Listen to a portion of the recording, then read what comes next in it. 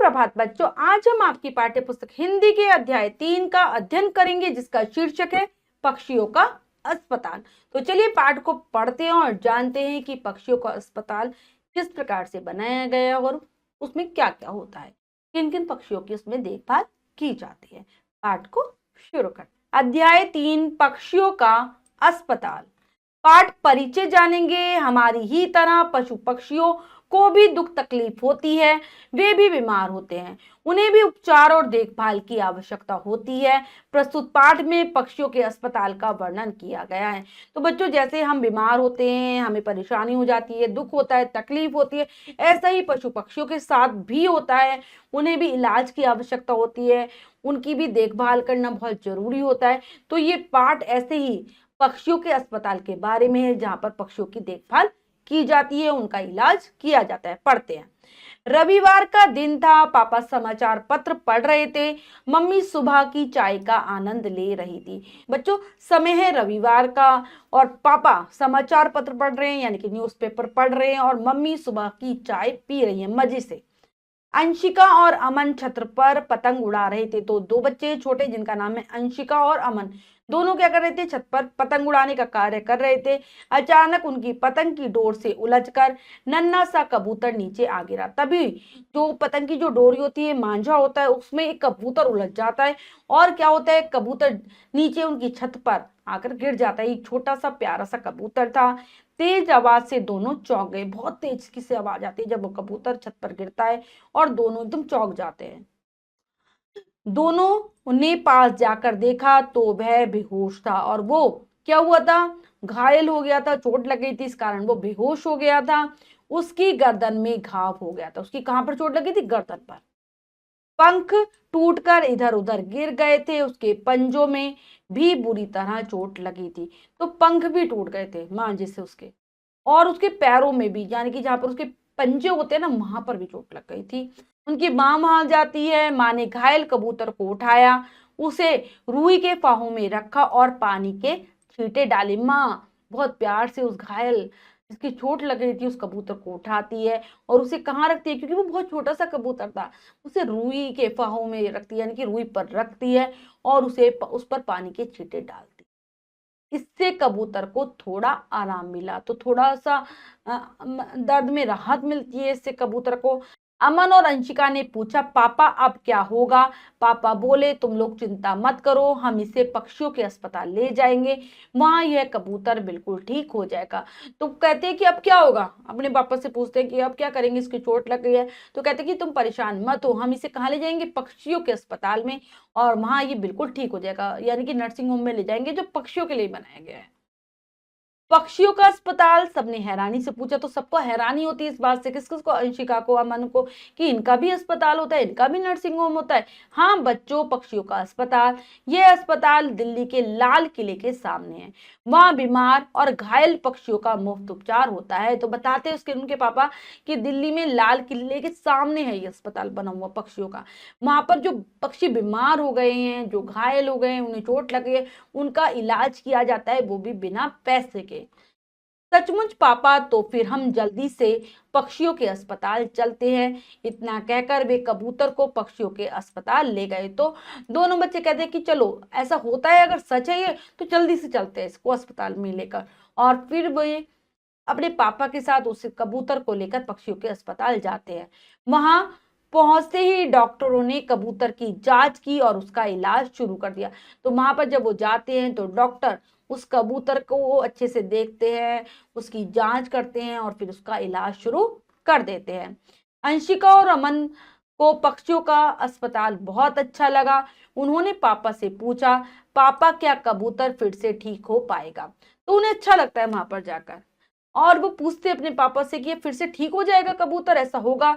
पापा ने बताया, हाँ हाँ बच्चों, क्यों नहीं, यहाँ सभी पक्षियों की देखभाल बहुत अच्छी तरह से की जाती है, उन्हें उचित दवाइयां दी जाती हैं, यदि आवश्यक हो तो डॉक्टर पक्षियों का ऑपरेशन भी करते हैं। तो पापा उन्हें कहते कि तुम परेशान मत हो, ये बिल्कुल ठीक हो जाएगा, यहाँ पर बहुत अच्छे से पक्षियों का इलाज किया जाता है, उनकी देखभाल की जाती है, उन्हें जरूरत के हिसाब से दवाइयां दी जाती हैं, और अगर जरूरत पड़ती है तो डॉक्टर लोग इनका ऑपरेशन तक कर देते हैं, सर्जरी भी करते हैं। अमन और अंशिका को पापा की बातें सुनने में बहुत आनंद आ रहा था। वे उस अस्पताल के बारे में और भी बातें जानना चाहते थे। तो अंशिका और अमन को अच्छा लग रहा था पापा से उस अस्पताल के बारे में जानना, और वे और ज्यादा जानना चाहते थे। अमन ने पापा से पूछा, पर पापा सारे पक्षी तो एक समान दिखाई देते हैं, तो डॉक्टर उनकी पहचान कैसे करते हैं? बेटा, हमारी ही तरह पक्षियों की बीमारी के इलाज का भी लेखा जोखा होता है। तो पूछता है, अमन क्या पूछता है अपने पापा से कि एक जैसे लगते हैं सारे पक्षी, तो सभी के पंख होते हैं, सब एक जैसे होते हैं, तो डॉक्टर लोगों को उनकी पहचान कैसे होती है कि उनको क्या बीमारी है, कौन सी दवा देनी है? तो पापा उसके बताते हैं, जैसे हमारी तरह हमारे हर बीमारी के इलाज का होता है ना डॉक्टरों के पास लेखा जोखा, ऐसे पक्षियों का भी लेखा जोखा होता है डॉक्टरों के पास। उन्हें भी एक पिंजरा दिया जाता है जिसमें उनका नंबर लिखा होता है। उनके स्वास्थ्य के साथ साथ उनके भोजन, पानी और अन्य आवश्यक चीजों का पूरा ध्यान दिया जाता है। मतलब जैसे कि पक्षियों को पिंजरे में रखा जाता है और हर पिंजरे पर उस पक्षी का नंबर लिखा होता है। उनके स्वास्थ्य की देखभाल की जाती है, उन्हें समय पर भोजन, पानी और जो जो उनकी जरूरत की चीजें हैं वो सभी दी जाती है। इस बात का पूरा ध्यान रखा जाता है कि उन्हें कोई परेशानी ना हो। पापा, यह अस्पताल कब शुरू हुआ था? अंशिका ने उत्सुकता से पूछा। तो पूछती है अंशिका, उसे बहुत उतावलापन सा हो रहा था कि जानूं मैं क्या इस अस्पताल के बारे में। पूछती है कब शुरू हुआ?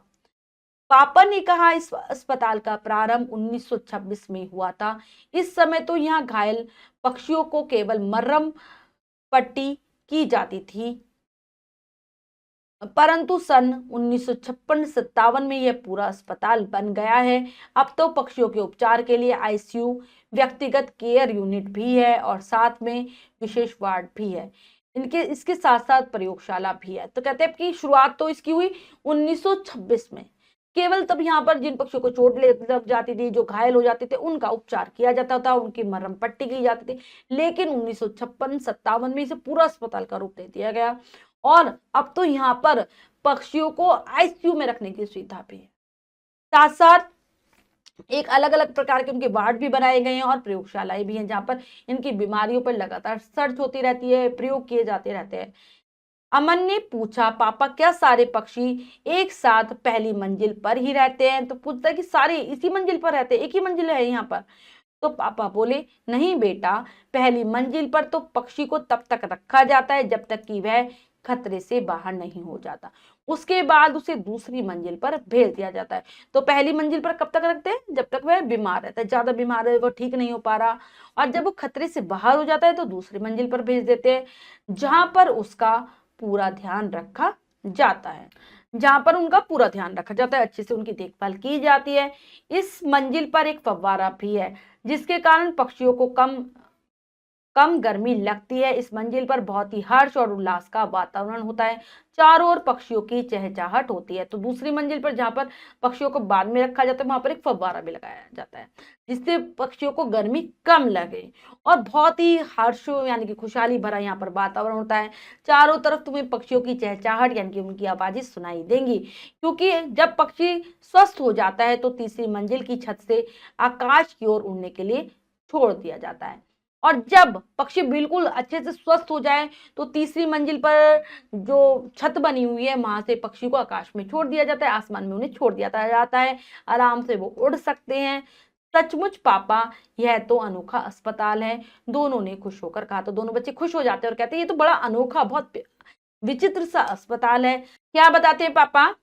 जानते हो बच्चों, यह अस्पताल लोगों की उदारता और उनके प्रोत्साहन से चलता है।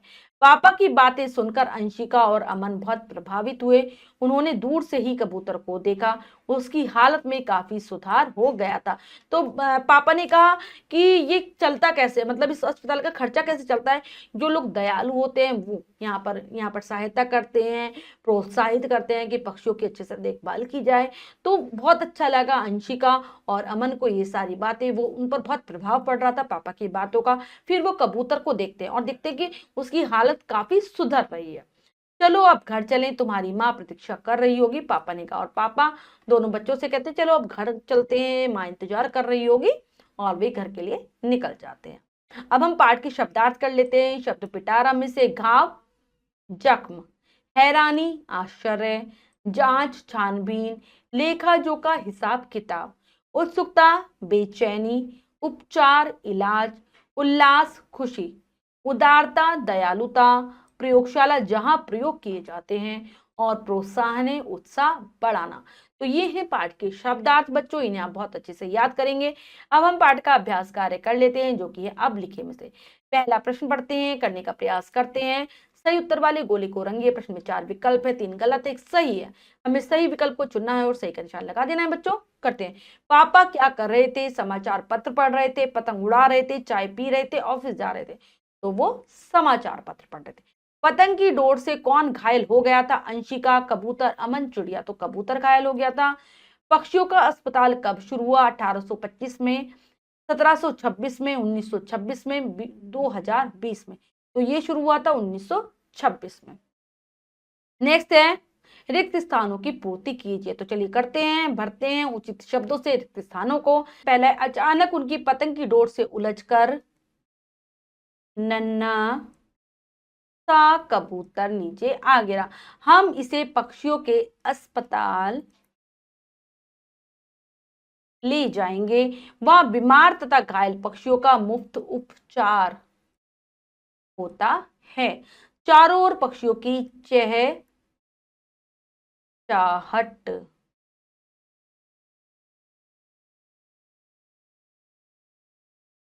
चहचहाहट होती है। यह अस्पताल लोगों की उदारता और उनके प्रोत्साहन से चलता है। अगला हमारा प्रश्न है बच्चों, किसने किससे कहा? तो यहाँ पर कुछ कथन दिए गए हैं, हमें बताना है किसके द्वारा और किसको कहे गए हैं। तुम लोग चिंता मत करो, ये कहा पापा ने बच्चों से। अगला है, यह अस्पताल कब शुरू हुआ? ये कहा अंशिका ने पापा से। क्या सारे पक्षी एक साथ पहली मंजिल पर ही रहते हैं? ये कहा अमन ने पापा से। यह तो अनोखा अस्पताल है, ये दोनों बच्चों ने कहा पापा से। तुम्हारी माँ प्रतीक्षा कर रही होगी, ये कहा पापा ने बच्चों से। बच्चों, हमने पाठ को बहुत अच्छे से समझकर पढ़ा और अभ्यास कार्य किया। इसके बाद जो भी कार्य है वो आप स्वयं करेंगे सुंदर अक्षरों में अपनी अभ्यास पुस्तिका में। बच्चों, आज हमने जाना पक्षियों के अस्पताल के विषय में, और साथ साथ यह भी सीखा कि हमें किसी भी पशु पक्षी को सताना नहीं चाहिए और हमें भी उनकी हमेशा मदद करनी चाहिए। आशा करती हूँ यह पाठ आप बहुत अच्छे से समझ गए होंगे। पाठ को फिर से जरूर पढ़ेंगे। मिलते हैं अगली कक्षा में नए पाठ के साथ। तब तक के लिए स्वस्थ रहिए, प्रसन्न रहिए। धन्यवाद।